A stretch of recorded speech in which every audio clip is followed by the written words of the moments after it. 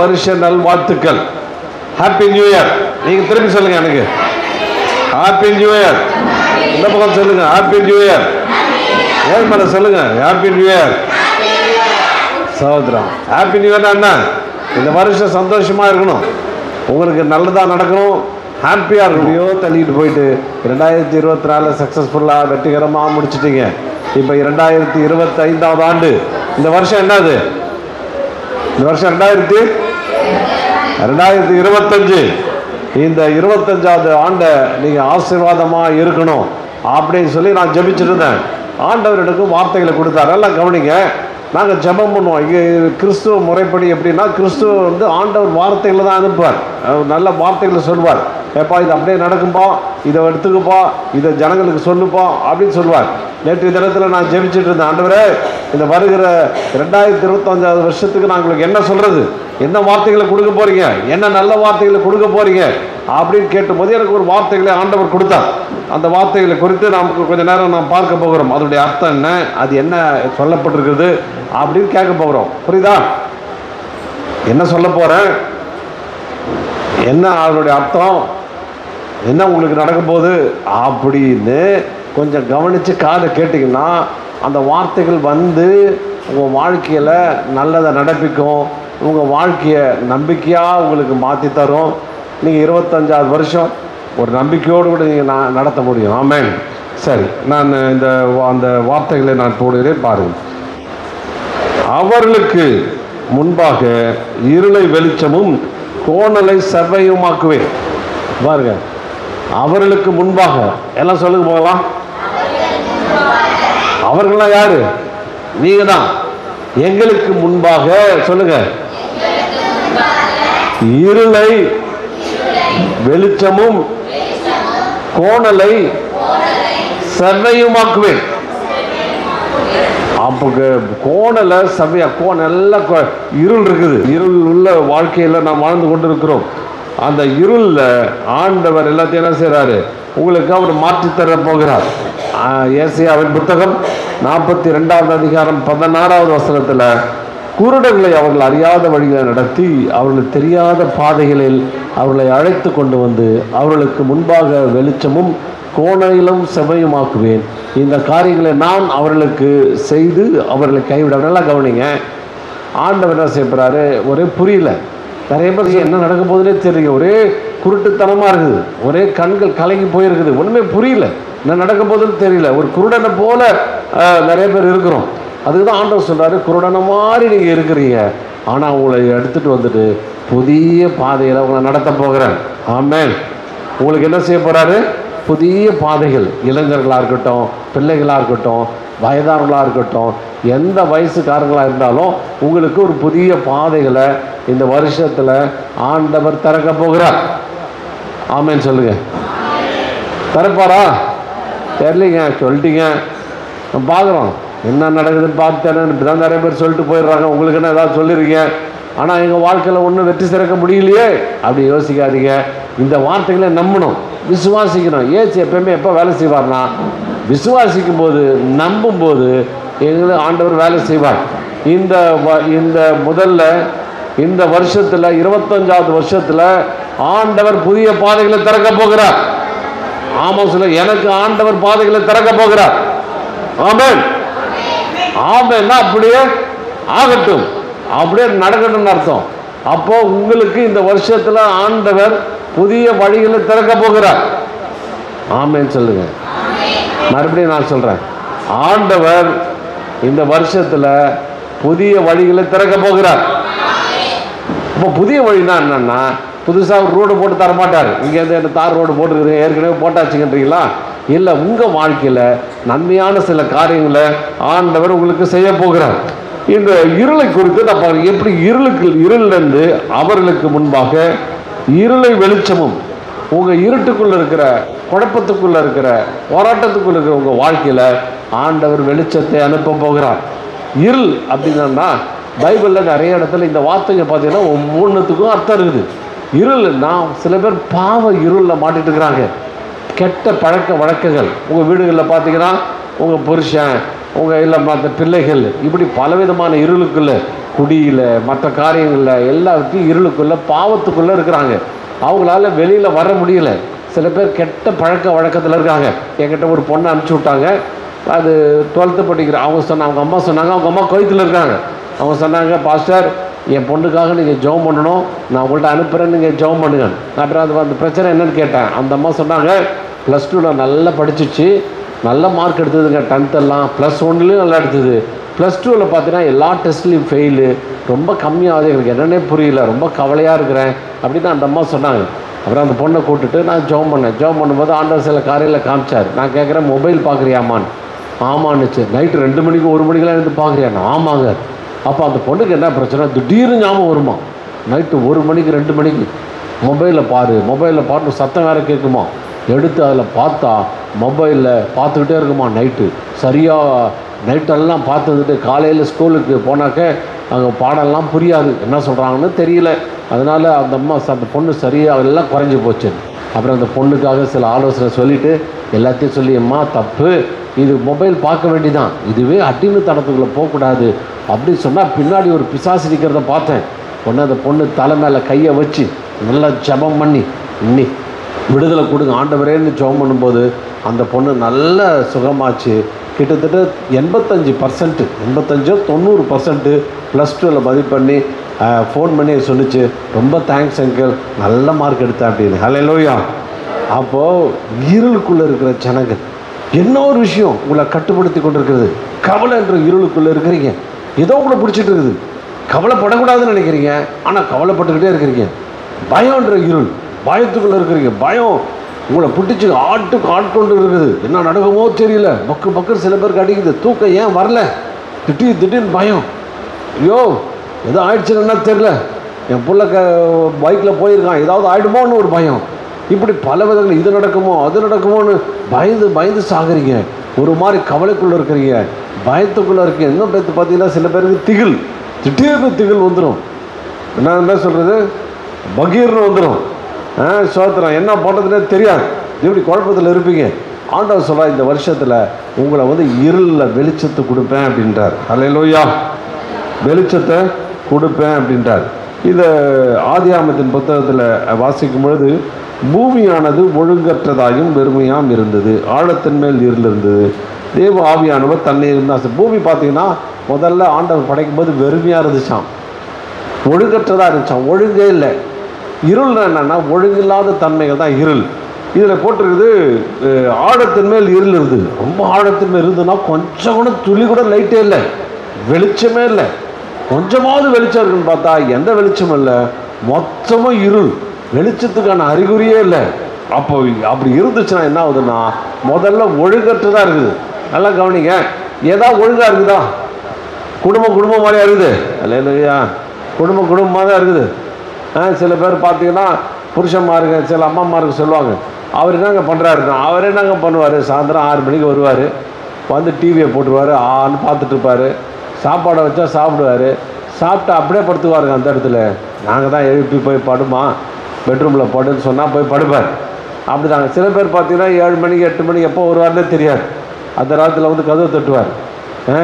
தட்டி என்னன்னு தெரியல, ஏதோ உளறிட்டு தூங்க வேண்டியது. குடிக்கு அடிமை. எதையாவது ஃப்ரெண்ட்ஸுங்க, சில நண்பர்கள், கல்யாணம் பண்ணிக்கிட்டோம் ஒருத்தன், ஒரு 5 பேர் நண்பர்கள், நல்ல நண்பர்கள். என்ன நண்பர்கள், ரொம்ப திக் ஃப்ரெண்ட்ஸு, ரொம்ப நண்பர்கள். ஒரு 2 பேர், ஒருத்தர் கல்யாணம் ஆச்சான். கல்யாணம் ஆன உடனே ஆனால் அந்த 4 பேர் சும்மா இருக்குது, ஃபோன் அடிச்சு எப்படா இருக்க எப்படியா இருக்கான்னு. உடனே ஃபோனில் அவனுக்கு வீட்டில் தான் அங்கே தான் பேசிட்டு வீட்டுக்கு போகிறது. வீட்டுக்கு போனால் விடிய 12 மணி வரலையும் பேசிகிட்டு இருக்குது. 12 மணி வரலையும் 1 மணி வரலையும் பேசிகிட்டு இருக்குது. 4 நண்பர்களும் கான்ஃபரன்ஸ் காலில் உட்காந்து பேசிகிட்டு இருக்குது. அவங்க ஒய்ஃபு பொறுத்து பார்த்தா, நான் சொன்னேன், ஏன் நீ அந்த 4 பேரே கல்யாணம் பண்ணிட்டு இருறா, நான் போனடா வீட்டுக்கிட்ட. அவன் போயிட்டான். அடுத்து இன்னொருத்தர் கல்யாணம் ஆச்சு, அவனும் போயிட்டான். 3வது விட 3 பேரும் 3 பொண்டாட்டிகள் போயிடுச்சு. இப்போ 2 பேர் தான் செஞ்சாங்க. உண்மையில் நடந்தது. 2 பேர் நான் சொன்னேன், வேணாண்டா, கல்யாணம் ஆனால் நீ எங்களை வாழ விட மாட்டேன், நம்ம ஃப்ரெண்ட்ஷிப் தான் முக்கியம், அதனால் இன்னும் கல்யாணம் பண்ணவே இருக்கிறாங்க. இல்லையா, என்ன குடும்பம்னா என்ன, கல்யாணம்னா என்ன, ஒரு மனைவினா என்ன, மனைவிக்குரிய அந்த திருமணம், அந்த கல்யாணம், அந்த கல்யாணத்துக்குரிய எந்த தெளிவும் இல்லாமல் கல்யாணம் பண்ணிக்க வேண்டியது. புரியுது? அதாவது கல்யாணத்துக்குரிய தெளிவு என்ன, ஒரு புருஷன்னா அன்றைக்கு ஆளுநர் தான் புருஷனா? நான் புருஷன் இருந்தாப்பா. புருஷன்னா கப்பல் கேப்டன் மாதிரி. கேப்டன் அன்றைக்கு ஆளுநர் தான். அந்த கேப்டனில் அந்த கப்பலில் சேதம் வராதபடி, அங்கே தண்ணியில் அலையில் சேதம் வரும், அதில் சேதம் வரும், திடீர்னு பற்றாக்குறை வரும், அந்த பிறகு ஏகப்பட்ட பிரச்சனை கேப்டனுக்கு. அந்த மாதிரி பொறுப்புல தான் கணவர் பொசிஷனு. ஆனால் அந்த பொசிஷனில் இருக்குதா? உங்கள் புருஷன் இருக்காரா? தெரியல. சொன்னால் வீட்டில் சொல்ல பாருங்க, பிரச்சனை ஆகிடுன்னு சொல்கிறீங்க. நான் சொல்கிறது என்னென்னா, எல்லாம் ஒழுங்கு இல்லாமல் இருக்கு. கணவனா இல்லை, புருஷனா இல்லை, அவர் புருஷனாவே இல்லை. அந்த குறிய எந்த காரியத்திலையும் அவர் சரியாக ஒன்றும் பண்ணலை. பிள்ளைங்க பார்த்தீங்கன்னா பிள்ளைங்க ஒழுங்காக இல்லை. எல்லாரும் தூங்குற நேரத்தில் அவன் முழிச்சுட்டு இருக்கிறான், எல்லாரும் முழிச்சுட்டு நேரத்தில் தூங்குறான். நைட்டெல்லாம் என்ன எங்கே சுற்றுறானோ என்ன பார்க்குறானோ தெரியல. காலையில் எழுந்தால் தூக்கம், அப்போ தூங்கிட்டு இருக்கிறான். குழந்தைங்களும் பிள்ளைகளும் ஒரு இதில் இல்லை. அம்மா அம்மாருக்கு கேட்டால் அம்மா அம்மாருங்க என்ன ஒழுங்கு? அம்மா அம்மாருங்க பைபிளில் சொல்லுது, பெண்கள் அவங்க ஞான குணசாலையான ஸ்திரீ, நல்ல குணசாலை ஸ்திரீ வாயை திறந்தா அப்படியே ஞானம் கொட்டுதான். அல்லேலூயா. அப்படியே வாயை திறந்தா எல்லாம் இறங்கி ஓடிடுறாங்க, நோட்ஸ் எடுக்க முடியல, எல்லாம் கிளம்பி ஓடியே போயிடுறாங்க. சாப்பாட்டுக்கு வரமாட்டான். சில பேர், ஏம்மா ஆரம்பிச்சிட்டியா நீ? காலையிலேருந்து கத்திக்கிட்டே இருக்கிறிய, சபிச்சுட்டே இருக்கிறிய, திட்டிக்கிட்டே இருக்கிய, நான் எப்படி இருப்பேன்னு ஓடுறான். சில பேர் என்ன பண்ணுறோம், ஒருத்தர் சொல்கிறாரு, நான் 11 மணிக்கு தாங்க வீட்டுக்கு போகணும். ஏன் அப்படின்னா, அப்போ தாங்க அந்த அம்மா வாயை மூடும், என் பொண்டாட்டி அப்போ தான் வாயை மூடுவா, அந்த டைமில் போனால் நிம்மதியாக படுத்து தூங்க முடியும். காலையில் 7 மணிக்கே வந்துடுவேன், ஏன்னா வாயை திறந்தா பேசிக்கிட்டே இருப்பான். அப்படிதான் இருக்கீங்களா? இல்லையா? அப்போ பார்த்தீங்கன்னா ஒழுங்கு கிடையாது, எதுலேயும் ஒழுங்கு கிடையாது, ஒன்றுத்துலேயும் ஒழுங்கு கிடையாது. ஆஸ்பத்திரிக்கு போனால் சும்மா இருக்கிற பார்ட்ஸ் எல்லாம் கெட்டு போச்சுன்னு சொல்லிட்டு கட் பண்ணி எடுத்துட்றான். இல்லையா? ஒருத்தர் ஹாஸ்பிட்டலுக்கு போனாராம். போனவுடனே அங்கே இருக்கிற நர்ஸு மேலே காதல் வந்துடுச்சு. அவர் சொன்னாராம், அந்த நர்ஸை கூப்பிட்டு, நீ என் இருதயத்தை திருடிட்டமா அப்படின்னாராம். உடனே நர்ஸு சொல்லிச்சான், நான் இருதயத்தை திருடுறதுக்கு முன்னாடி உங்கள் இந்த டாக்டர் உங்கள் கிட்னியை திருட்டாடுறாங்கச்சான். ஜோக்கு பொருள், கிட்னியை திருட்டா போய் வயிற்றுவலின்னு போனால் கிட்னியை திருடுறாங்க. அதுயா ஒழுங்கு, டாக்டர் ஒழுங்கு இல்லை, எங்கே பார்த்தாலும் ஒழுங்கு கிடையாது. லஞ்சம் தான் ஜாஸ்தியாக இருக்குது. ஃபீஸு பார்த்தீங்கன்னா கம்மியாக இருக்குது. நான் சில இப்போ பில்டிங் சாங்ஷன்லாம் வாங்க போவேன், ஃபீஸு 25,000 தான், அவன் வாங்குறது 1.25 லட்சம் வாங்குவான். லஞ்சம் 1.25 லட்சம், இல்லைன்னா போப்பான்றான். அதனால் லஞ்சம் ஜாஸ்தியாக இருக்குது, ஃபீஸு கம்மியாக இருக்குது. எங்கே போனாலும் ஒழுங்கு கிடையாது. நாடு ஒழுங்காக இருக்குதா? ஊர் ஒழுங்காக இருக்குதா? எப்போ பார்த்தாலும் அடி சண்டையும் குத்துங்க கத்தம் தான். திடீர்னு அடி இந்த தெருவில் அந்த தெருக்கு சண்டை, அந்த தெருவில் இந்த தெருக்கு சண்டை. நான் இருக்கிற டைமில் ஒரு பையன் 5 பைசா கடன் வாங்கிட்டானோ. 5 பைசா கடன் வாங்கிட்டானே. அந்த சின்ன பையன் கேட்டிருக்கான், ஏன்டா 5 பைசா வாங்கினியா கொடுக்கலையான்னு.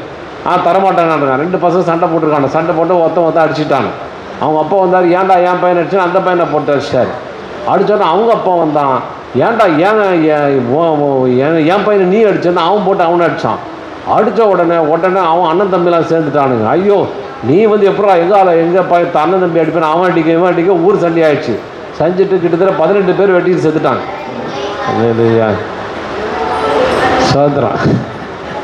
ஹலோ, நல்லா கவனிங்க, எத்தனை பேர் செத்தாங்க? எல்லாம் எல்லாத்துக்கும் காசு கொடுக்கணும் போல. 18 பேர் செத்துட்டாங்க. 18 பேர் செத்துட்டாங்க. ஒழுங்கு இருக்குதா? ஏமா எங்கேயாவது இங்கே ஒழுங்காக ஏதாவது நடக்குதா? ரேஷன் கடைக்கு போனால் கியூவில் ஒழுங்காக நிற்கிறாங்களா? எங்கேயாவது குடும்பம் ஒழுங்கா இல்லை, குடும்ப தலைவன் ஒழுங்கா இல்லை, குடும்ப தலைவி ஒழுங்கா இல்லை, மாமியார் ஒழுங்கு இல்லை, மருமகளாக வந்திருக்காதா? ஒழுங்காக இருக்குதா? சரிது, எதுவும் ஒழுங்கு இல்லை. அப்படிதான் இந்த பூமி ஒழுங்கற்றதாக இருக்குது. இல்லையா? ஏசு ஆவியானவர் அசைவாடுறார். இப்போ என்ன பண்ணுறாரு? எப்பா என் சர்ச்சுக்கு வா, இங்கே வந்து நான் ஒழுங்குபடுத்த போகிறேன். ஆமென். நிறைய குடும்பங்கள் நான் பார்த்துருக்குறேன். எங்கிட்ட ஒரு சென்ட்ரிக்காரன் தான், அவன் பார்த்தீங்கன்னா சாயந்தரம் பேமெண்ட்டு கொடுத்தவொடனே குட்டி தான், குடும்பத்துக்கு கொண்டு போய் 10 பைசா கொடுக்க மாட்டான். அவங்க பாவம் பட்டினியில் இருக்காங்க. இவன் நண்பர்கள்லாம் சேர்த்துட்டு குட்டிச்சு பெறன்றது. ஒரு நாள் என்கிட்ட பேமெண்ட் கேட்டான். நான் சொன்னேன், பேமெண்ட்லாம் நான் இங்கே தரமாட்டேன், நீ சர்ச்சுக்கு வா, அங்கே தரேன் அப்படின்னேன். உடனே ஏன் சார் நான் அங்கே வரணும், நான் இங்கே வேலை செஞ்சுட்டு சர்ச்சுக்கு வரணுமாண்ணா? யோ நீ வாயா முதல்ல, அங்கே தான் நான் தருவேன். எத்தனை மணிக்கு வரணும்னா? காலைல 8:30 மணிக்கு வான். 8:30 மணிக்கு வர சொன்னேன். 8:30 மணிக்கு வந்துட்டு நான் 8:30க்கு வந்துட்டான். வந்தோன்னே அவனை கூப்பிட்டு, இது மாதிரி ஃப்ரண்ட்டில் காலியாக இருந்தது சேரு, அந்த சேரில் உட்கார வச்சிட்டேன். உட்கார வச்சுட்டு இங்கே பிரசங்கம் ஓடிட்டு இருக்குது. அவன் பார்த்தா முடியல, எல்லாம் ஜெபம் பண்ண. அவன் பாவம் உட்காந்தே பழக்கம் கிடையாது அவனுக்கு. அவங்க நேரம் கிடச்ச நேரம்லாம் வேலை செய்வான், நேரம் கிடச்செல்லாம் அங்கே போய்டுவான், டாஸ்மாக் கடைக்கு போய்டுவான். இவன் இங்கே உட்காந்தவொன்னா அவனுக்கு இது பண்ணல, கொஞ்சம் கண்ணை மூடிட்டு லைட்டாக ஒரு கண்ணில் திறந்து பார்க்குறான், 2வது ரோவில் இருந்தான். அதுக்கப்புறம் மறுபடியும் என்ன போகிறான், 4வது ரோவில் இருந்தான். அப்புறம் பார்த்தா 8வது ரோவில் இருந்தான். அதுக்கப்புறம் ஆளே காணும், ஆள் எஸ்கேப் ஆகிட்டான். என்னடா அப்புறம் சார் அடுத்த நாள் கேட்டேன், சார் எனக்கு சம்பளமே வேணாம் சார் அப்படின்னு சொல்லி நான் ஓடிட்டேன் சார் அப்படின்னா. இல்லைடா நீ வா அப்படின்னு சொல்லி கொஞ்சம் சொல்லும்போது கொஞ்சம் கொஞ்சம் வந்தான். அந்த பிள்ளைகள்லாம் பாருங்கள், வந்தவுடனே அவன் மனம் மாற ஆரம்பித்தான். குடியிலேருந்து ஆண்டவர் நல்ல விடுதலையை கொடுத்தாரு. அல்லேலூயா. அதுக்கப்புறம் பார்த்தீங்கன்னா பைக் வாங்கி அந்த குழந்தை குடும்பத்தோடு அந்த சர்ச்சுக்கு வந்தான். வரும்போது கொஞ்சம் கொஞ்சமாக அந்த பிள்ளைகளுக்கெல்லாம் நாங்கள் டீச் பண்ணோம். அந்த பிள்ளைகள்லாம் ரொம்ப மோசமாக இருந்தது, கெட்ட வார்த்தை பேசிட்டு இருந்தது. நாங்கள் அந்த பிள்ளைகளுக்கும் சண்டே கிளாஸ் எடுத்து ஒழுங்குனா என்ன, எப்படி தாய் தாப்பனுக்கு கீழ்ப்படியணும், அப்பா அம்மாவுக்கு என்ன எப்படி கீழ்ப்படியணும் சின்ன வயசுலேருந்து வளர்க்கணும். அல்லேலூயா. ஒழுங்குபடுத்துறது வந்து நல்ல. இப்போ நிறைய பேர் சொல்லுவாங்க, என் புள்ள வந்து தண்ணி அடித்தான்னா அப்படியே ஒரு ஃபுல் பாட்டில் அடிக்கிறாங்க, அப்படியே அடுத்து விழுந்துடுறாங்க. நான் என்ன சொல்கிறேன், குவார்டர் அடிக்கும்போது நீ எங்கே போனேன்? அல்லேலூயா. அப்போ கவனிச்சிருந்தா அப்பவே வாடகை அவனை திருத்தலாம், சின்ன வயசில் திருத்தலாம். ஒரு 8வது 7வது வரலையும் திருத்தலாம். 5வது படிக்கிற பையனை கற்புறுத்தி சர்ச்சுக்கு கூப்பிட்டு போகலாம். அவன் 12வது காலேஜ் போயிட்டோம்னா நீ வாடா சர்ச்சுக்குன்னா அவன் போயா வேலையை பார்த்துட்டுனுவான். எனக்கு வேலை இருக்குது, நீ என்ன வயசான காலத்தில் என்ன உயிர் எடுக்கிற அப்படின்னுவான். அப்போது சின்ன வயசில் அவங்கள பழக்கணும். அல்லேலூயா.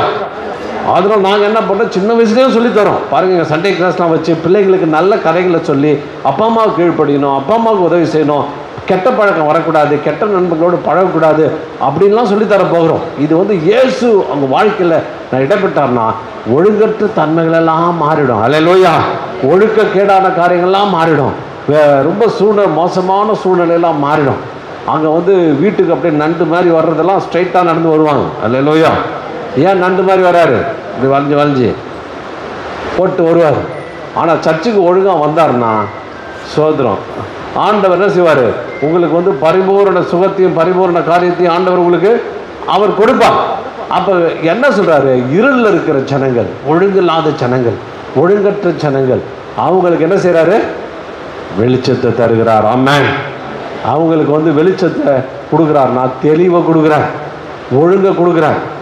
அப்போது இன்னைக்கு இருள், வேதம் சொல்லுது, இருளுக்கு அதிபதியான சாத்தான் போட்டுருது. பிசாசு தான் இருளுக்கு அதிபதி. அவன் வேலை நான் ஜனங்களை இருளுக்குள்ளே வச்சுருக்கிறது, ஒழுங்கில்லாத தன்மைகளை வச்சுருக்கிறது. அதில் போட்டுருது ஆழத்தின் மேல் இருந்ததுன்னா அவனை புரிஞ்சிக்காத மாதிரி அவன் மண்டையை குழப்பி அவனுக்குள்ள குழப்பத்தை வச்சு அவனுக்குள்ள கவலையை வச்சு வேதனையை வச்சு அவன் எதையே யோசிக்காதபடி நல்லது நடக்குன்னு சில பேர் சொல்லுவாங்க, என் வாழ்க்கையில் நல்லதே நடக்காதுன்னு வாங்க சில பேர். அப்போ அவங்களை கூப்பிட்டு இல்லைம்மா அப்படிலாம் சொல்லாத, இயேசு வாழ்க்கையில் நல்லது நடப்பார் அப்படின்னு சொல்லி அவங்களை பல காரியங்களை தெளிவுபடுத்தும் போது அவங்களுக்கு நிறைய பேர் நல்லதாக மாறுறாங்க. அதனால் எதுக்கு இதோ மத பிரச்சாரம் கிடையாது, மதமே கிடையாது கிறிஸ்துவம். யாரும் மதத்தை மாற்றி நாங்கள் என்ன பண்ண போகிறோம், உங்களை மதத்தை மாற்றி எனக்கு எவ்வளோ வேலைக்கு இருந்தாலும் விட்டுட்டு உங்களுக்கு வரேன்னா இயேசு எங்கள் வாழ்க்கையில் செஞ்ச நன்மை உங்கள் வாழ்க்கையில் செய்யணும். ஆண்டவருடைய விடுதலை நீங்கள் பார்ப்பீங்க. நீங்கள் தொடர்ந்து வாங்க. ஒவ்வொரு சண்டேவும் எங்கள் சர்வீஸ் இருக்குது, ஒவ்வொரு ஞாயிற்றுக்கிழமையும் எங்கள் இது இருக்குது.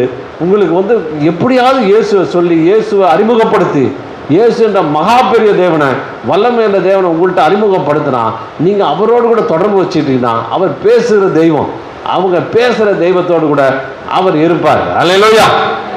ஆமென். எதாவது புரிஞ்சுதா? புரிஞ்சதெல்லாம் அல்லேலூயா சொல்லுங்க பார்க்கலாம். புரியலன்னா அல்லேலூயா சொல்லுங்க. ரெண்டு பக்கமும் கை தூக்குறீங்க, வெரி குட். உங்களுக்கு நல்லா புரியுது. அப்போ அந்த மாதிரி ஆண்டவர் என்ன செய்கிறாரு, ஒழுங்கல்லாதெல்லாம் இயேசு சொல்கிற வெளிச்சத்தை உதிக்கிறேன். நான் என்ன சொன்னேன், இருளுக்குள்ளே இருந்தால் ஒழுங்கு இல்லாமல் இருக்கும், வெளிச்சத்துக்கு வந்தால் எல்லாம் ஒழுங்காக போயிடும். வீட்டுக்குள்ளே இருக்கிறீங்க, நைட் நேரத்தில் திடீர்னு 12 மணிக்கு எழுச்சி லைட்டை போட்டால் கற்பாம்பூச்சி இறப்பாம்பூச்சி எல்லாம் ஒரு பக்கம் ஓடும், எலி ஒரு பக்கம் ஓடும், பூரா ஒரு பக்கம் ஓடும், எல்லாம் ஒரு பக்கம் ஓடும். ஏன்? வெளிச்சத்தை கண்டால் பயம். அந்த மாதிரி உங்கள் நம்மள இருதயத்தில் வந்து பலவிதமான மிருகங்கள், பாம்புகள், பூச்சாம், பூரான் எல்லாம் இருக்குது. வெளிச்சத்துக்குள்ளே வரும்போது எல்லாம் ஓடுறது. இல்லையா? ஓடுமா? இன்றைக்கே ஓட்டுறோம். சோத்துறோம். அப்போ வெளிச்சத்துக்குள்ளே வாங்க, வெளிச்சத்துக்குள்ளே உங்களை அழைக்கிறோம். அந்த வெளிச்சம் உங்களுக்குள்ளே வந்தால் ஆண்டவர் பரிபூர்ண விடுதலை உங்களுக்கு தருவார், வெளிச்சம். அப்போ இருளை இந்த வருஷத்தில் இருளுக்குள்ளே இருக்கிற உங்களை கொஞ்சம் கொஞ்சம் கொஞ்சமாக வெளிச்சத்துக்குள்ளே வர போகிறீங்க. பாவ இருள்லேருந்து வெளியே வர போகிறீங்க. இன்னும் பலவிதமான பயம், கவலை. சில பேர் பார்த்தீங்கன்னா கவலைன்னா அப்படி ஒரு கவலைப்பட்டு பட்டு ஒன்றும் சாதிச்சது ஒன்றும் இல்லை. ஏசு சொல்கிறாரு, கவலைப்பட்டு ஒரு முழம் உயரமாயிடுவியா இல்லை ஒரு முழம் கம்மியாயிடுவான்னு கேட்குறேன். கவலைப்பட்டு பட்டு பட்டு படாத பாடுபட்டு உட்காந்துருக்குது, கவலையோடு உட்காந்துருக்குது. என்ன நடக்குமோ ஏது நடக்குமோன்னு. ஆனால் இயேசுகிட்ட வரும்போது அந்த கவலையெல்லாம் எடுத்து போகிறாரு, பயத்தை எடுத்து போகிறாரு. உங்கள் வாழ்க்கையில் சந்தோஷத்தை அவர் தருகிறார். ஆமென். சமாதானத்தை அவர் தருகிறார். உங்கள் சமாதானத்தை கொடுத்து உங்களை அவர் நடத்த போகிறார். உங்களுக்கு அவர் கிருபை செய்ய போகிறார். ஆமென். இந்த புது வருஷத்தில் உங்களுக்கு என்ன கிடைக்க போகுது? கரெக்டு, அதுதான் சரியான ஆன்சரை சொல்லிட்டீங்க. சரியாக சொல்லிட்டீங்க. அங்கே பதிலாக சொன்னீங்க. ஆமான்றீங்க. இந்த புது வருஷத்தில் இருளுக்கு இருக்கிற உங்களுக்கு ஆண்டவர் வெளிச்சத்தை குதிக்க போகிறார். யார் தரப்போறாரு? ஆண்டவர் யாரு? இயேசு. யார் சொன்னது? பா, கரெக்டாக சொல்கிறேன். நான் சின்ன பசங்க நல்லா புரியுது. ஏன்னா அவன் நான் கொஞ்சமாவது கவனிக்கிறான். நீங்கள் எங்கேயோ போயிடுறீங்க, வீட்டுக்கு போயிடுறீங்க, பாடி தான் இங்கே இருக்குது, ஆள் எங்கேயோ போயிடுறீங்க. ஏன்டா எங்கள் சித்தப்பா இப்படி சொல்லிட்டாரு, எங்கள் மூத்தார் இப்படி சொல்லிட்டாரு, அந்த ஆளு மாமியார் வேறு இப்படி சொல்லிட்டேன், மருமக இப்படி பண்ணிடுச்சே, நான் மாதிரி நான் போயேன் வாழ்க்கை அப்படின்னு திட்டிட்டு உட்காந்துருக்குறீங்க. எல்லாம் அங்கே போயிடுறீங்க, மாமியார் வீட்டுக்கு போயிடுறீங்க, மருமக வீட்டுக்கு போயிடுறீங்க, சில பேர் சம்பந்தி வீட்டுக்கு போயிடுறீங்க. ஆள் இங்கே இருக்குது, நினைவுலாம் எங்கேயோ போயிடுறீங்க. கொஞ்சம் பிடிச்சி இழுத்துட்டு வாங்க. நீங்கள் வந்துட்டீங்களா? சர்ச்சுக்கு வந்துட்டீங்களா? சபைக்கு வந்துட்டீங்களா? வந்துட்டேன்லாம் சொல்லுங்கள். அப்போ இவ்வளோ நாள் வெளியில் போயிருந்தீங்க. அப்போ ஆண்டவர் என்ன செய்கிறாரு? உங்களுக்கு வெளிச்சத்தை கூட என்ன தர போகிறாரு? 2 பாயிண்ட். இருள்னா என்னது? பயம். இருள்னா என்னது? கவலை. இருள்னா என்னது? கெட்ட பழக்க வழக்கங்கள். இருள்னா என்னது? சாபம். சில பேர் பார்த்தீங்கன்னா செய்வனுக்கு நல்லா இருக்கும் குடும்பம், செய்வனை வச்சுருவாங்க. செய்வனை வச்சு அவங்க ரொம்ப குழப்பத்தில் கொண்டு போயிடுவாங்க. மந்திரக்கட்டு. இன்னும் ஒருத்தருக்கு அகெயின்ஸ்டாக. என்கிட்ட ஒருத்தர் சொன்னார், ஒரு ஆள் என்னை ரொம்ப கேவலப்படுத்திட்டாங்க, ரொம்ப திட்டான். திட்டுன்னு எனக்கு மனசெல்லாம் சரியில்லை, நைட்டெல்லாம் தூக்கம் இல்லை. ஆனால் நான் அப்படியே காலையில் 4 மணிக்கு எழுந்து பூஜை ரூமுக்கு போய் அந்த தட்டில் கற்பூரத்தை கொளுத்தி, என்னை இப்படி கடவுளே என்னை இப்படி இப்படி பண்ணிட்டானே 4 மணிலேருந்து தட்டை வச்சுக்கிட்டு பூஜை பண்ணிட்டே இருந்தாராம். பண்ணிட்டு வந்தா 8 மணிக்கு அவருக்கு ஃபோனுக்கு அலாம் வந்துடுது, ஃபோனில் கால் வந்துடுது. கேட்டால் அந்த சொல்லப்படி விட திட்டின ஆள் லாரியில் மாட்டிக்கிட்டானான், லாரியில் போட்டு அடிபட்டானான். பாருங்கள், என் கடவுள் நல்லது செஞ்சார். அட பாவி, சோத்திரம். ஏதோ திட்டினதுக்கு மன்னிக்காமல் திட்டினதுக்கு அவன் கெட்டு போகணுன்னே ஒரு பூஜை பண்ணுறது. கெட்டு போகணுன்னு இதுக்கு என்ன காரணம்? பொறாமை, பழி வாங்குகிற எண்ணம். சில பேர் பழி வாங்கினா ஆள் வச்சு அடிச்சிடுவாங்க, அவங்களே அடிச்சிடுவாங்க, இல்லைன்னா ஆள் வச்சு அடிப்பாங்க. சிலது பூஜை பண்ணி அடிச்சு விடுறது. அப்போ என்ன அர்த்தம்? கொடூரமான பழி வாங்குகிற எண்ணம். அப்போ அப்படிப்பட்ட பிரச்சனை இருக்கிற இருளுக்குள்ளே இருக்கிற ஜனங்கள், இருளுக்கு இருக்கிற ஜனங்கள் ஆண்டவர் வெளிச்சத்தை கொடுக்க போகிறார். அல்லேலூயா. ஆண்டவர் சொன்னார், இனி இந்த வருஷத்தில் நல்ல சபைக்கு வந்தினா, நல்ல வசனத்தை கேட்டினா, உனக்கு விரோதமான மந்திரவாதமே கிடையாது. எந்த மந்திர தந்திரம் உனக்கு பலிக்காது. எங்கள் வாழ்க்கையில் மந்திரம் இருக்குது, செய்வன இருக்குதுன்னு சொன்னீங்கன்னா நாங்கள் ஜெபம் பண்ணுறோம். ஆண்டவர் ஃப்ரீயாக, எந்த காசும் கிடையாது, எந்த சாங்கியும் கிடையாது. எலுமிச்சம்பழம் கேட்க மாட்டோம், கோழி கேட்க மாட்டோம். ஒரு மந்திரவாதி 4 கோழி சேவலை எடுத்துட்டு வாங்கன்றார். அவரெல்லாம் இப்போ மணந்திருக்கார். அவர் ஒரு நாள் கூப்பிட்ற பாருங்க, நல்ல நல்ல சேவலை கொண்டாந்து கொடுப்பாங்க. அப்படியே கூட்டத்தை அடித்து சாப்பிட்டுட்டு சரியாச்சு போன்றான். இப்படி கோழி எடுத்துட்டு வா, குரங்கு எடுத்துட்டு வா, பணம் எடுத்துகிட்டு வா, அதை எடுத்துகிட்டு வா, இதை எடுத்துகிட்டு வா, தேங்காய் 10 தேங்காய் எடுத்துட்டு வா. அவர் வீட்டில் சட்னி அரைக்கினா தேங்காய்லாம் எடுத்துகிட்டு வந்து சொல்லுவாங்க. நாங்கள் அப்படிலாம் கேட்க மாட்டோம். ஆமாம், நாங்கள் தேங்காய் கொடுப்போம். அல்லேலூயா. ஏன்னா நிறைய மரத்தில் தேங்காய் விழுந்துட்டுருது, அதனால் நாங்கள் உங்களுக்கு கொடுப்போம். அதனால் ஆண்டவர் இலவசமாக எங்களுக்கு கொடுத்தாரு, இலவசமாக நான் உங்களுக்கு கொடுக்குறோம். எந்த மந்திர கட்டு இருந்தாலும் நீங்கள் என்கிட்ட தனிப்பட்ட விதத்தில் வாங்க, என்கிட்ட சொல்லுங்கள், நான் ஜெபம் பண்ணுறேன். எங்கள் வீட்டுக்கு ஜெபம் பண்ண, அங்கேயும் ஜெபம் பண்ணுறேன். தண்ணியை தெளித்து ஜெபம் பண்ணுறோம், எண்ணெயை வச்சு ஜெபம் பண்ணுறோம். ஆண்டவர் உங்கள் வாழ்க்கையில் யார் செஞ்சாங்களோ, எதெல்லாம் செஞ்சதோ எல்லா பில்லி சூனிய காரியங்கள்லாம் தேவன் முறித்துடுவார், தூக்கி போட்டுருவார், எல்லாத்தையும் அப்புறப்படுத்துவார். அதனால் இயேசு சாதாரண தெய்வம் இல்லை, பவர்ஃபுல் தெய்வம். அவர் வல்லமையுள்ள தெய்வம். நம்ம புரிஞ்சுக்கிட்டா போதும். உங்களுக்காக அவர் எல்லாத்தையும் எதையும் உயிரே கொடுத்தவர். இதெல்லாம் செய்யாமல் இருப்பாரா? அதனால் நீங்கள் வர நீங்கள் நிச்சயமாக இந்த 2025 இது முதல் தேதியில் வந்திருக்கிறீங்க. ஒரு தீர்மானம் எடுங்க. நான் இந்த வருஷம் முழுவதும் ஞாயிற்றுக்கிழமை வருவேன், ஞாயிற்றுக்கிழமை சாயந்தரம் வருவேன் அப்படின்னு நீங்கள் முடிவு எடுத்தீங்கன்னா இந்த முடிவில் உங்களுக்கு எவ்வளோ மாற்றங்கள் ஆகுதுன்னு பாருங்கள். எவ்வளோ ஒரு மாற்றம் உங்கள் குடும்பத்தில் நடக்குது, உங்கள் சூழ்நிலைக்குள்ளே எவ்வளோ நடக்குது, எல்லாத்தையும் நீங்கள் பார்க்க முடியும். நீங்கள் அதை உணர முடியும். இயேசு அப்படிப்பட்ட தெய்வன். இயேசு அப்படி செய்வார். பாருங்கள், எத்தனையோ என்கிட்ட வேலை செய்கிற ஆட்கள் இயேசு ஏற்றுக்கிட்டு அவங்க நல்ல முறையில் மாறிட்டாங்க. இந்த மேத்யூ நம்ம மேனேஜர், அவரும் அப்படி தான். அவர் எங்கேயோ ஓடிட்டு இருந்தார். கூப்பிட்டு இயேசுவை பற்றி சொல்லி இயேசுவை நல்லவர் சொன்னபோது அவன் இயேசு எடுத்துட்டான். பாருங்கள், குடும்பமாக நல்லா அவன் எல்லாருக்கும் முன்னாடி சாட்சியாக இருக்கிறான். இப்படி எத்தனை பேர் நான் கண்ணெதிர ஜனங்கள் மாற்றப்பட்டு நல்ல வாழ்க்கையை அவர்கள் அனுபவிக்கிறார்கள். அல்லேலூயா. பாருங்கள், குடும்பமாக நீங்கள் சபைக்கு வந்தீங்கன்னா, குழந்தை புருஷனோட நீங்கள் வந்தீங்கன்னா, அந்த வரும்போது தேவ வார்த்தைகள் போதிப்போம்.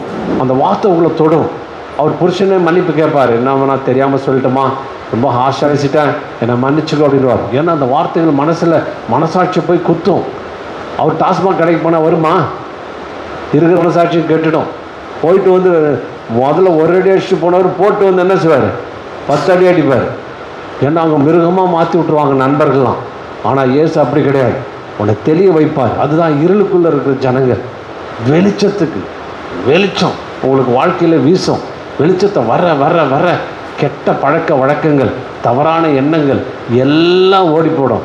நல்ல வாழ்க்கையை தேவன் உங்களுக்கு தருவார். அப்போ தான் சொன்னார், இருளை வெளிச்சமாக.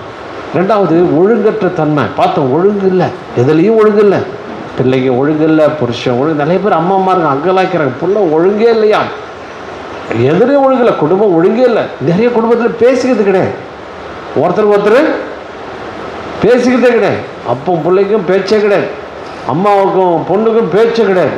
நிறைய பேர் சொல்கிறாங்க, என் பொண்ணு போயிடுச்சுங்க, வரவே இல்லைங்க, எத்தனையோ வருஷம் ஆச்சுங்க, வந்து என்னன்னு கூட கேட்கலைங்க, உடம்பு சரியில்லை, ஒரு வார்த்தை. எத்தனையோ தாய்மார் அழறாங்க. தாய் ஒரே ஒரு வார்த்தை, என்ன வார்த்தை கேட்டால் என்ன கெட்டால் போயிடும். இவ்வளோ தூரம் வளர்த்து இவ்வளோ தூரம் கொண்டு போய் நீங்கள் சேர்த்து உங்களை ஒரு வார்த்தை கேட்கலன்னா ஒரு தாயோட மனசு எவ்வளோ கஷ்டப்படும். காரணம் ஒழுங்கு கிடையாது, அன்பு கிடையாது. அன்பு இல்லாத ஒரு உலகத்தில் அன்பே என்னன்னு கிலோ என்ன விலைன்னு கேட்குற ஒரு வாழ்க்கையில் வாழ்ந்துட்டுருக்குறோம்.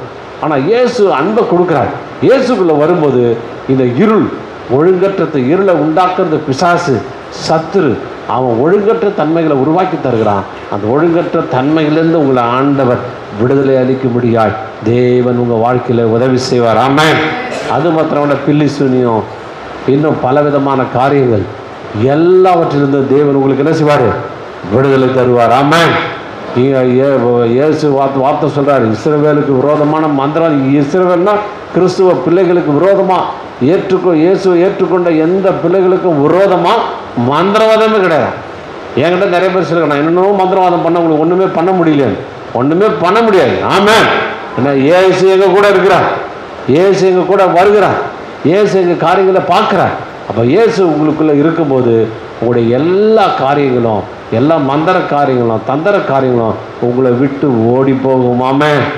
இயேசு வீட்டுக்குள்ளே வெளிச்சத்தை கொண்டு வருவார், உங்களுக்கு நல்லதை கொண்டு வர்றார். ரெண்டாவது பார்த்தீங்கன்னா, அந்த பூமி பார்த்தீங்கன்னா அது வெறுமையாக இருந்தது. இன்னும் ஆங்கிலீஷில் போட்டுருக்குது அன்பேரன். அப்படின்னா என்னென்னா மலட்டுத்தன்மையாக இருந்தது. பூமி ஒரு மலட்டுத்தன்மை. மலட்டுத்தன்மைனா என்ன அர்த்தம்னா, ஒன்றுத்துக்கும் லாய்க்கில்லாத ஆள் பெறுவான். அல்லேலூயா. என்ன சொல்லுவாங்க, ஒதிய மரம் பெருத்து உத்தரத்துக்கு ஆகுமோ. நான் ஒதிய மரம் பெருசாக இருக்கும். பார்த்துருக்கீங்களா ஒதிய மரம்? உங்களுக்கு தெரியாது.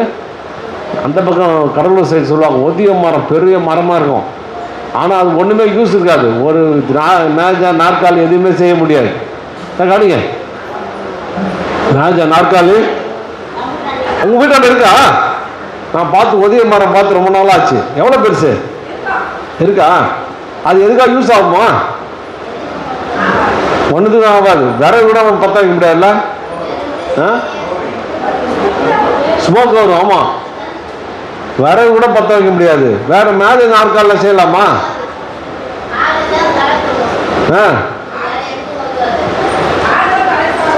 ஆடுதான், வேற எதுவும் உதவாது. அதே மாதிரி நிறைய ஒதிய மரம் மாதிரி இருக்கிறாங்க குடும்பத்தில் நிறைய பேர் அவங்க இருக்காங்கல்ல. அது இது தண்ணி ஊற்றி வளர்த்து ஒரு யூஸ் கிடையாது. ஒன்று கிடையாது, சும்மாவா சாப்பிட வேண்டியது, தூங்க வேண்டியது, போக வேண்டியது. நமக்கு செலவு தான் ஜாஸ்தி. ஒரே மரமாக இருக்கிறாங்க. அதுதான் இந்த வந்து அன்பேரன். அப்படின்னா என்னென்னா எதுவுமே ப்ரொடியூஸ் பண்ண, எதுவுமே கனி தராத மரங்கள். எது கனியும் கொடுக்காது, ஒன்றும் கிடைக்காது. ஒரு 4 பேருக்கு, ஒரு மனுஷன்னா 4 பேருக்கு உபயோகமாக இருக்கணுமா இல்லையா? ஒருத்தருக்காவது உபயோகமாக இருக்கணும், குடும்பத்துக்காவது தாங்கணும், குடும்பத்துக்காவது உபயோகமாக இருக்கணும், எதுக்காவது நாட்டுக்காவது உபயோகம் இருக்கணும். எதுக்குமே உபயோகம் இல்லாமல் இப்படி சுற்றிட்டு இருக்குது. ஒருத்தர் கேட்டாங்களாம், உங்கள் பையன் என்னங்க பண்ணுறான்னு. அவங்க அப்பாவுக்கு உதவியாக இருக்கிறாருங்க அப்படின்னு. அவங்க அப்பா என்னங்க பண்ணுறாருன்னு. அவங்க அப்பா சும்மா தாங்க இருக்கிறாரு அப்படி. அப்போ வந்து எல்லாம் 2 பேரும் உதவி, 2 பேரும் உதவிய மரம் தான். சோத்திரம். 2 பேரும் உதவிய மரம் தான். ஒன்றுக்கு ஒன்று யூஸே கிடையாது. அதுதான் இந்த இருள் இருந்ததுன்னா என்னன்னா, இருளுக்கு இருக்குதுன்னா ஒன்றுத்துக்கும் யூஸ் ஆக மாட்டாங்க. சில பேர் பார்த்தீங்கன்னா குடிச்சிட்டு விழுந்து ஹாஸ்பிட்டல் அட்மிட் ஆகிறது தான் வேலை. அட்மிட் ஆகி அவங்களுக்கு 10 போட்டு கட்டு போட்டுக்கிட்டே இருக்கணும். ஏதாவது ஒரு கட்டு போட்டுருவான். கையில் கட்டு போட்டுருப்பான், காலில் கட்டு போட்டுருப்பான், தலையில் கட்டு. ஏன்னா முந்தானத்து அங்கே விழுந்தான்னுவான், இன்றைக்கி இங்கே விழுந்தான்னுவான், போன மாதம் அங்கே விழுந்தான்னுவான். எதுக்கு விழுந்தான், என்ன பண்ணான், ஒரு யூஸ் இல்லாமல் அவனே போய் விழுற ஆட்கள்லாம் உண்டு. இப்படி யூஸ் இல்லாத ஆட்கள் ஆண்டவர் சொல்கிறார், இந்த வருஷத்தில் இப்படிப்பட்ட ஆட்களை நான் மாற்றப் போகிறேன். ஆமென். அப்படிப்பட்ட உதவிய மரம்லாம் இங்கே எடுத்துகிட்டு வாங்க. சோத்திரம். இங்கே நாங்கள் உதவுற மரமாக மாற்றுவோம். ஏன்னா இயேசு மாற்றுவார். இயேசுடைய வார்த்தைகள் மாற்று கேட்க கேட்க கேட்க அவங்களுக்குள்ள நல்ல பலன் கிடைக்கும், நல்ல சுகம் கிடைக்கும், நல்ல கிருபைகள் கிடைக்கும். அப்புறம் பார்த்தீங்கன்னா அந்த முழுங்கி ஒழுங்கற்றதாக இருந்தது, மலட்டுத்தன்மை. ஒன்றுத்தையும் ப்ரொடியூஸ் பண்ணலை, ஒன்றும் இது பண்ணலை, ஒன்றுத்தையும் உருவாக்கலை, ஒன்றுத்தையும் கொண்டு வரலை. அப்போ ஆண்டவர் உங்கள் வாழ்க்கையில் உபயோகமுள்ள ஆளாய் மாற்றுவார். ஆமென், ஆமென். ஏங்க குடும்பத்தை இவர் தாங்க தாங்குறாரு. இவர் இல்லைன்னா அந்த குடும்பம் இல்லை அப்படின்னு சொல்கிறது எப்படி? இவரால் அந்த குடும்பமே சீரழிச்சுதுங்க. நாங்கள் கஷ்டப்பட்டோங்க, இவர் உழைச்சதுனால, இந்த பிள்ளை உழைச்சதுனால என் குடும்பம் இன்றைக்கி நல்லா இருக்குதுங்க. சில பேர் இப்படி சொல்லுவாங்க, நாங்கள் நல்லா இருந்தாங்க, இவர் பண்ண இந்த பிரச்சனையால என்ன போயிட்டான், கீழே போயிட்டாங்க, பிச்சை எடுக்கிற நிலைமைக்கு வந்துட்டாங்க, தரித்திர நிலைமைக்கு போயிட்டாங்க அப்படின்னு சில பேர் சொல்லுவாங்க. அப்போ இப்போ என்ன சொல்ல வரோம்னா, இயேசு அவங்க வாழ்க்கையில் இடைபெடும் போது, இயேசு அவங்க வாழ்க்கையில் வரும்பொழுது, இயேசுடைய வார்த்தையை அவங்க கேட்கும்போது அவங்க உபயோகமான ஆட்களாய் மாறுவார்கள். ஆமென். மற்றவர்களுக்கு நன்மை பயக்கும் ஆட்களாய் மாறுவாங்க.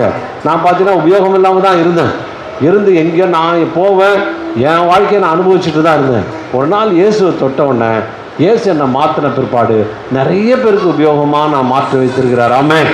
நிறைய பேர் சொல்கிறாங்க, உங்கள் பிரசங்கம் எங்களை தொட்டுச்சுங்க, எங்களை ஒரு வேதனையிலேருந்து நீக்கிச்சுங்க, எங்களுக்கு சுகத்தை கொடுத்துச்சுங்க, பலத்தை கொடுத்துச்சுன்னு எத்தனையோ பேர் என்கிட்ட சொல்லியிருப்பாங்க. அவங்களுக்கு வாழ்க்கையில் ஆண்டவர் நன்மையை செய்வார். ஆமென். எத்தனையோ சூசைட் பண்ணிக்கிற ஆட்கள் என்னுடைய வார்த்தையை கேட்டு சூசைட்லேருந்து தப்பிச்சிருக்கிறாங்க. எத்தனையோ வியாதிக்குள்ளே போகிற ஆட்கள் சுகம் அடைஞ்சிருக்கிறாங்க. ஒருத்தர் மதுரையில் எனக்கு ஃபோன் வந்துச்சு, நல்லா கவனிங்களா, நான் டிவியில் ரொம்ப பேசுவேன். மதுரையிலேருந்து என்ன ஃபோனு அப்படின்னா, அவர் என்ன பண்ணாரா, காலையில் பேப்பர் படித்தாராம். இன்னும் ஒரு வாட்டி சொன்னாங்கல்ல, 1000 ரூபாய் நோட்டு செல்லாதுன்னு. உங்களுக்கு பேப்பரில் போட்டு தெரியுமா? 1000 ரூபாய் நோட்டு செல்லாதுன்னு போட்டாங்கல்ல. 1000 ரூபாய் நோட்டு செல்லாது அப்படின்னு போட்டப்போ இவர் அப்போ தான் கொட்டை எழுதில் வந்துருந்தான், 1000 ரூபாய் நோட்டு செல்லாது அப்படின்னு பேப்பரில் படித்த உடனே அப்படியே நிறுட்டாராம். என்ன சொல்லலாம், ஏங்கன்னு ஒய்ஃப் தட்டு தான் தெரியவே இல்லையா. அப்புறம் பேப்பரை பார்த்தா 1000 ரூபாய் நோட்டு செல்லாது அப்படின்னு அரசு அறிவிப்புன்னு போட்ட உடனே அதை பார்த்தோன்னே ஷாக் ஆகிட்டு இருக்காரு. அவர் வந்து பலசரக்கு கடை வச்சுருக்காராம். அப்படியே நின்றுட்டாராம். ஒருத்தன் வந்தானா கடலைப்பருப்பு கொடுங்கன்னாலும் அப்படியே அவனே பார்த்துட்டு நிற்கிறானா. எவனே எல்லாம் நிற்கிறான். கடையில் வந்த ஆட்கள்லாம் குழம்புறாங்க, என்னடா இது அப்படின்னு. உடனே அங்கே இருக்கிற டாக்டர்கிட்ட தூக்கிட்டு போனாங்க ஒய்ஃப்லாம். அங்கே செக் பண்ணி பார்த்துட்டு, இது இல்லைங்க, இது என்ன தெரியல, மூளை அப்படியே நின்று போச்சு. அவர் அப்படியே அங்கே பார்த்தா இங்கே பார்த்தா அப்படியே நிற்கிறாராம்.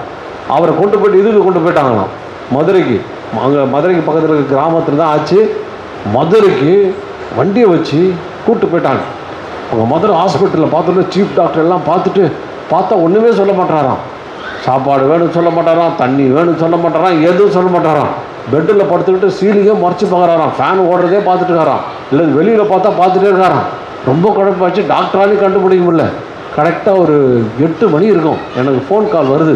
வந்த உடனே, ஐயா உங்களை பற்றி எங்கள் நம்பர் கொடுத்தாங்க, எங்களுக்காக நீங்கள் ஜெபம் பண்ணுங்க.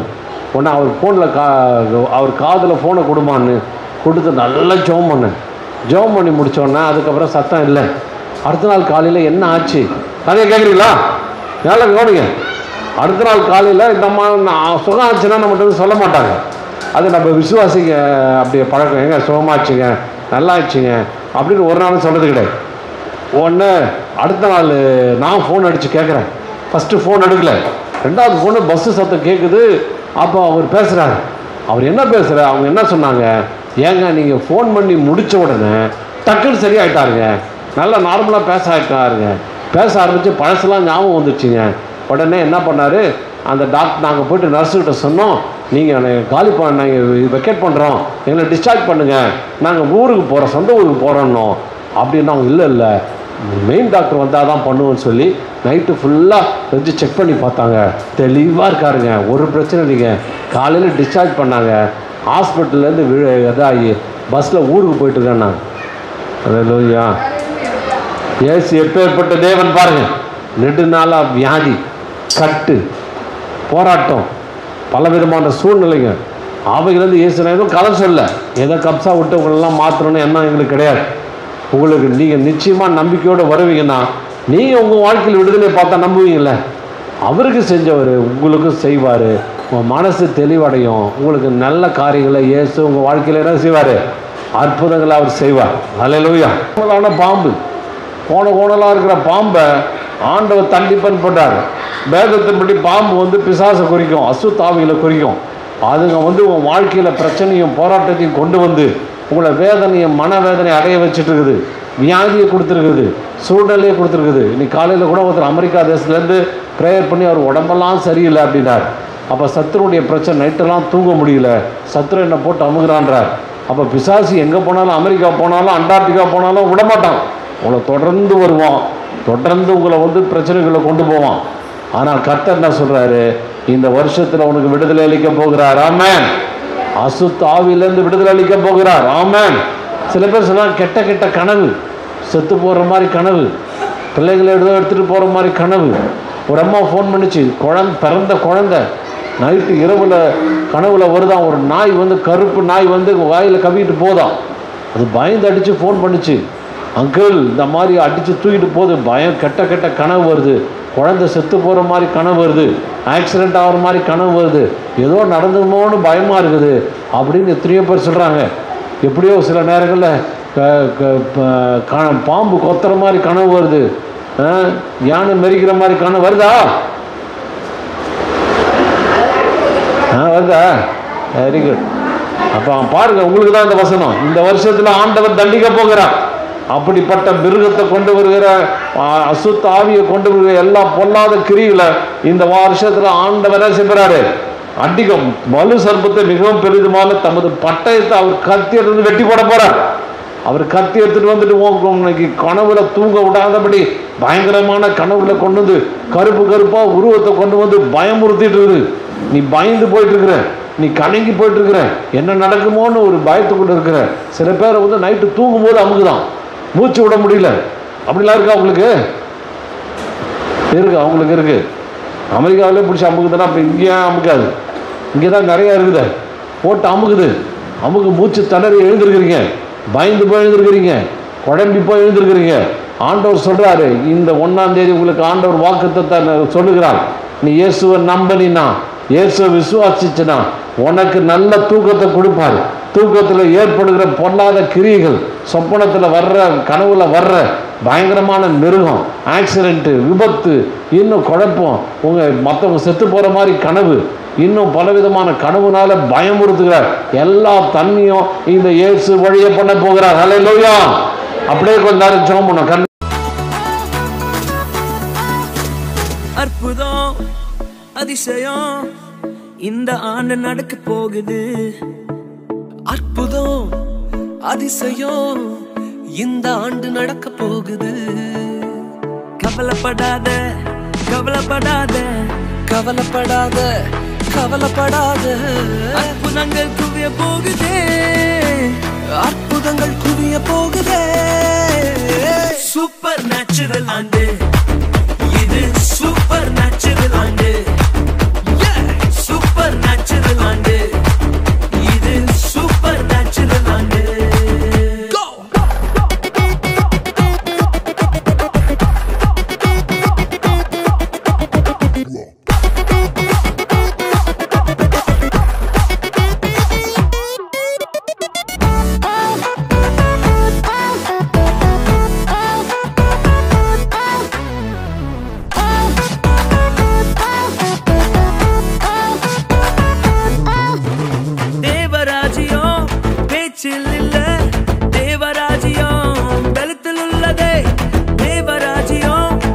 பேச்சில் இல்ல தேவராஜ்யம் பலத்தில் உள்ளதே நிறைவேறாத வாக்குத்தத்தங்கள் நிறைவேறாத வாக்குத்தத்தங்கள் அவர் பலத்தால் நடக்க போகுதே அது உன் கண்கள் பார்த்து போகுதே சூப்பர் நேச்சுரல் ஆண்டு